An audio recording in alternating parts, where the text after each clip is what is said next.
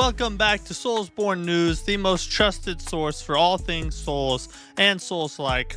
I'm MTK. Let's go. To start things off today, we have some big news from the Godfather, nay, the patriarch of the Souls genre themselves, FromSoftware. In an article over on fextralife.com, the headline reads, FromSoftware confirms multiple projects currently in development. And this comes from a post that they made on their official Twitter page, and it's a job posting. And it's all in Japanese there. I'm guessing that the writers of the article must have had it translated somehow. But the article states that they mention they are looking for development staff to play a central role in several new projects. Now, we've known for some time now that they have had something in the works through leaks and things like that. But this is the first time that we've ever actually had it confirmed by FromSoftware themselves. And not only that, they've confirmed that several new projects are in development.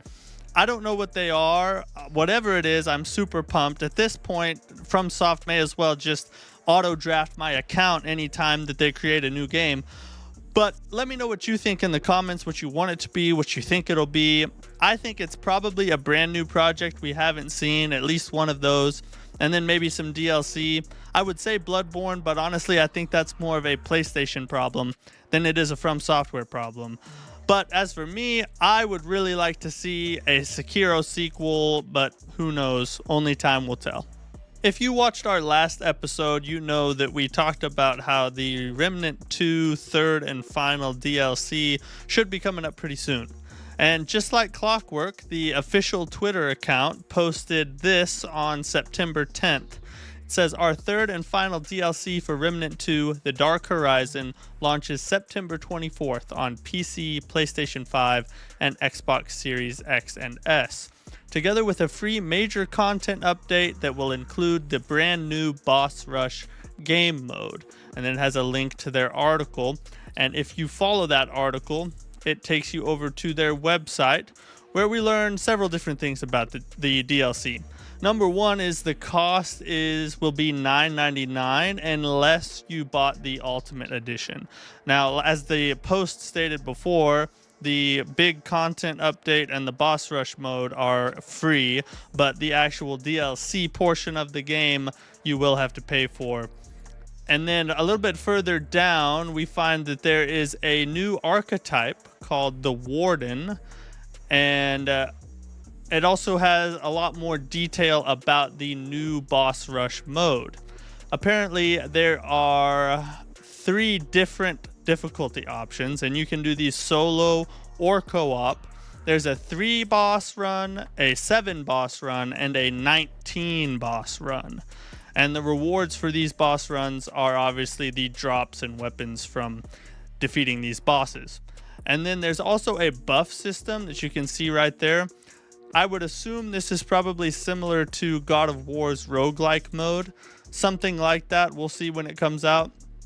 And then finally, it states that you access the DLC through the World Stone in Ward 13. So I'm excited for this one. I'm actually behind on Remnant 2. I'm just now getting into the Forgotten Kingdom DLC. So I got to get that beat before the Dark Horizon on September 24th. But this seems like it's going to be a solid DLC.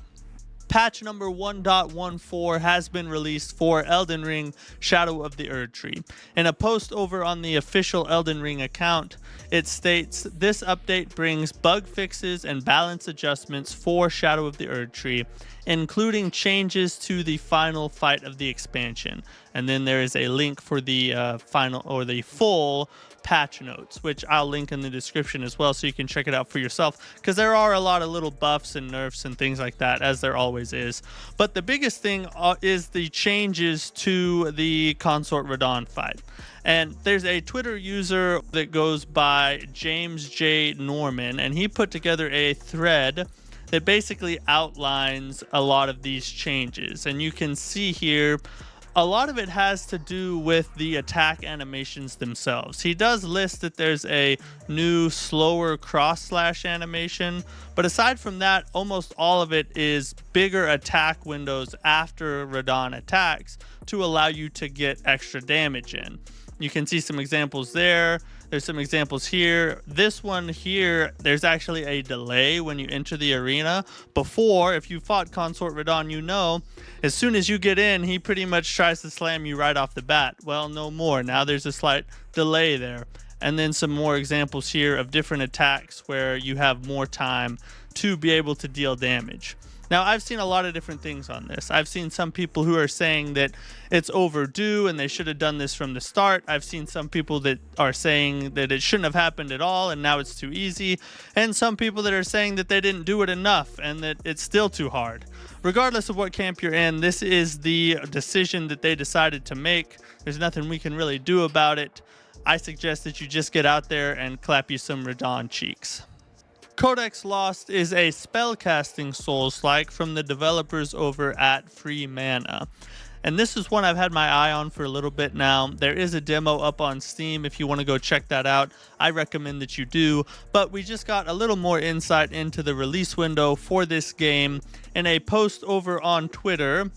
They posted underneath a Best Indie Games Trailer Tuesday post, and they said this: I present Codex Lost, coming to PC, PlayStation 5, and Xbox this winter. So it looks like it might be coming out sooner rather than later. I'm pretty excited for this one. I played the demo. I did have a good time with it. I will, of course, be keeping my eye out for it, and I'll keep you guys up to date as soon as we have an official release date.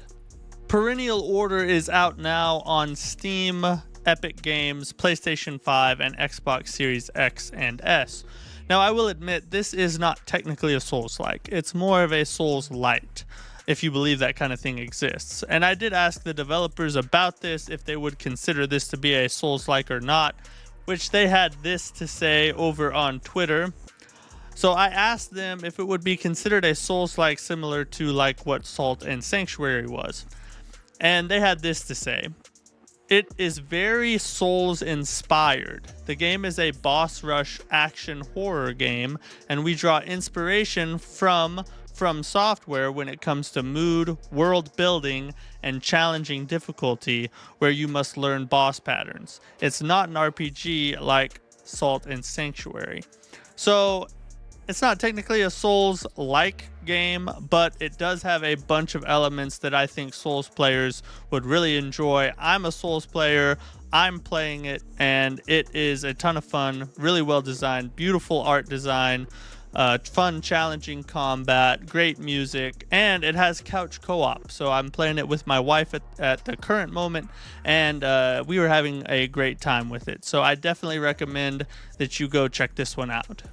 Those are all the stories that I wanted to go over with you guys today. If you could, please leave a like and subscribe if you did enjoy the video, so we can grow this thing as big as we can. I'm MTK.